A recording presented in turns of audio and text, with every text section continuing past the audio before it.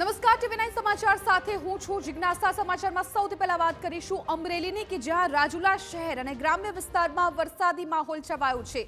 તાલુકામાં ભારે વરસાદ જોવા મળ્યો છે। 2 ઇંચથી વધુ વરસાદને કારણે પાણી ભરાઈ ગયા છે। રાજુલા શહેરના અનેક વિસ્તારોમાં પાણી ભરાયા। જાફરાબાદ રોડ, છતડિયા રોડ સહિતના વિસ્તારમાં જળબંબાકાર જેવી સ્થિતિ। જાફરાબાદ તાલુકામાં પણ ધોધમાર વરસાદ। ટીંબી, માણસા, ફાસરિયા, નાગેશ્રી સહિત ગામોમાં ભારે વરસાદ। ટીંબીની રૂપેણી નદીમાં આવ્યું છે ઘોડાપૂર। તો કમોસમીનો વરસાદ રાજ્યભરમાં જોવા મળી રહ્યો છે, ત્યારે અમરેલીના રાજુલા પંથકમાં પણ કમોસમીનો કહેર જોવા મળી રહ્યો છે।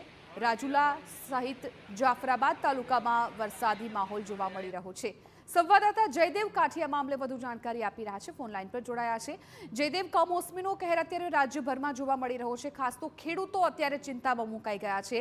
રાજુલાના પણ જે દ્રશ્યો સામે આવ્યા છે, સોસાયટીઓમાં ચોમાસા જેવો માહોલ છે।